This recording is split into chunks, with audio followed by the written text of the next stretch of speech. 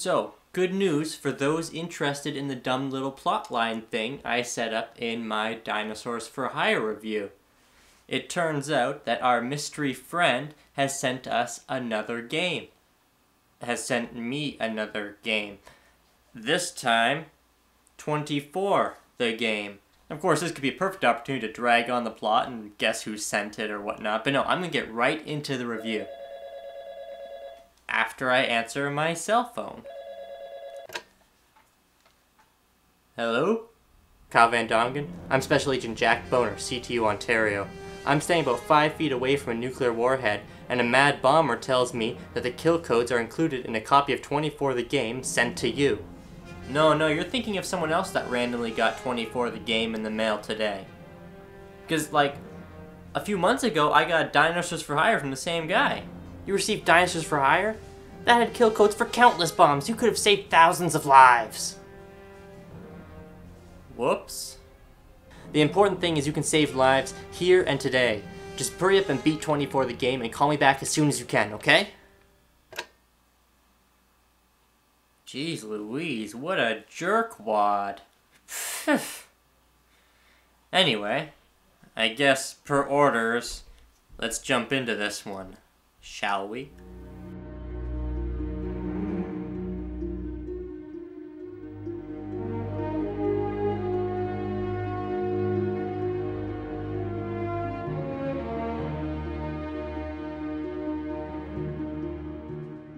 Now, as much as I've wanted to play 24 the game ever since I've heard of it, I was not optimistic. Reviews I've read on the internet have been almost entirely negative. I guess a lot of people think it's clunky and poorly executed, but personally I was pretty impressed.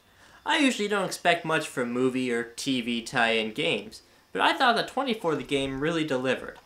At the very least, it captured the feel of the show perfectly. The music, the missions, the characters, it was all classic 24, and there's no reason anyone should complain about this. Another thing I like about this game is the variety. There's third-person shooting missions, first-person sniping, driving, and even timed torture scenes, and various computer hacking mini-games. It's all really fun, and every time you think you've just figured something out, they throw something else in your face. Admittedly, not all of these segments work. For instance, the computer hacking games are very easy once you figure out how they work. And I don't know if it's just me being a bad driver, but I felt the controls, when in a car, weren't up to snuff with the rest of the game. In fact, I found it very hard to stay on the road at all. Even harder to actually track down the enemies. Of course, we should go into more depth, and since most of the game takes place in third person, we'll start with that. These segments are fun, or at least I thought so. I really felt like a CTU agent tracking down terrorists and systematically killing them. The controls are a bit much to take in at first, but once you mess around a little bit, you'll get the hang of them. Before long, you'll be stalking through hallways and shooting bad guys with the best of them. I even like that you can call out CTU to warn terrorists of your presence. Sometimes they'll even surrender and you can arrest them. That's pretty cool. But don't go thinking the AI is good. No, it's abysmally bad. The terrorists kind of just run around in circles or stand there and shoot you. They're really not intelligent at all. In fact, you could argue that the terrorists are as incompetent as CTU is in the show. Missions take place in a variety of different locations, and they all look really cool with great background details and atmosphere.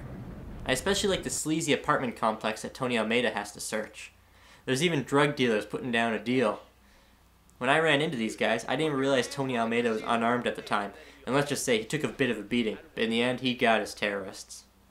The alley chase is one of my favorite segments, mostly because it's really stupid, but in a fun kind of way. Tony Almeida is trying to chase down this Asian guy who has key information on the terrorist plot. But of course this guy doesn't actually want to be caught, so he's going to throw everything he can at you to keep you at bay. Tony tries his best to keep up, but every time he hits a barrel or a cardboard box, he freezes. There's even a part where you get to play as Michelle Dessler, and people who haven't watched the show might not know this, but she's actually Tony Almeida's girlfriend, and usually she's just at CTU in the show, but here she gets a really big mission where she has to escort Jack Bauer's daughter Kim out of the building that's been taken over by terrorists. I love how she can go from a standing position to a roll back up to standing position in literally 2 seconds. That's some skill right there. CTU training at work. Now let's move on to the driving segments. I know I was complaining about the controls earlier, but I do enjoy the kind of exciting energy For example, in this mission, you have to escort a witness back to CTU. Of course, the terrorists don't want this to happen, so they send in 2 vehicles to ram you off the road. You have to take off onto the highway and dodge them best you can. I think in this case, the clunky controls almost add to the excitement. Just think about it, if you're driving at high speeds in real life and other cars are ramming into you, it might be hard to control, you know? You might be saying, Kyle, this is a video game, not real life. And you're right. But this game is trying to be somewhat realistic. Much like the show, it's allowing for crazy things to happen within the laws of physics. Of course, you can still take far more bullets than your average human being, but let's not talk about that. Another part early on has you playing as one of the CTU techies. Yeah, that's weird, isn't it? You're shown the route of a target, traveling through the city, and various buildings where the snipers may have vantage points. You have to search the buildings for potential targets and mark them out. Then we cut to a sniping segment where Jack Bauer can attack the targets you outlined earlier. And if you didn't do it properly, you have to wait for new targets to be analyzed. So, how good you did on the previous segment directly affects the current mission, and that's a pretty cool dynamic. Another thing I really like is... One second. Beat it yet? No. What's taking you so long? Well, I'm doing a review. I figure since I'm playing it and I have the camera out, why not? I'm pinned down, man. We need those kill codes. I'll get it when I get it, okay? God, some people can be so impatient. Damn it! The other type of scene I want to talk about is the interrogation scene. These suck. Yeah, they really do. You have to monitor your subject's stress levels by asking various questions, either intense questions or calming questions. And for me, it turned out that Jack Bauer was much more of a pussy than he was in the real show. And when you watch 24, Jack Bauer never gives anything unless he has to.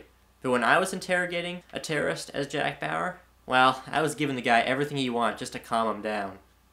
Yes, you can have immunity, yes, full immunity, for you and your family, and your dog.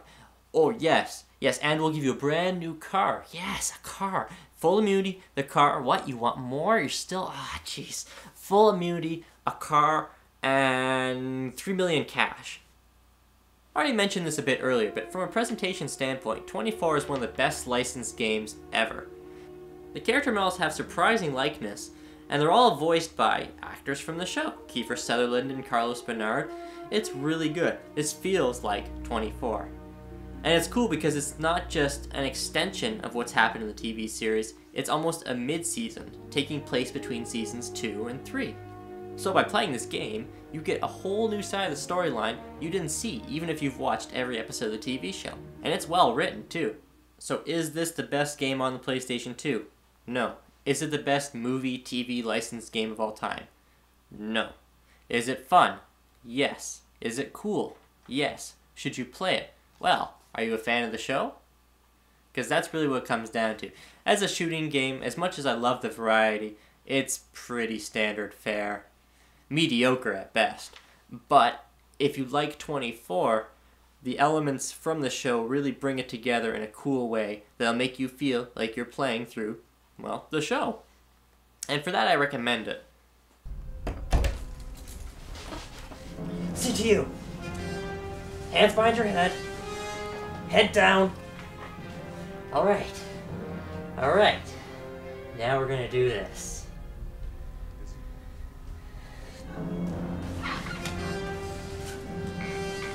Turns out if you want something done right, you gotta do it yourself.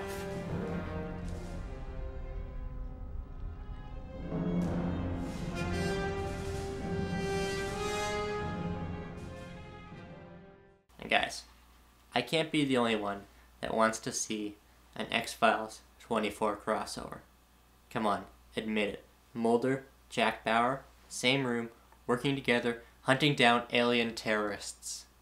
Yeah, why aren't they making this now?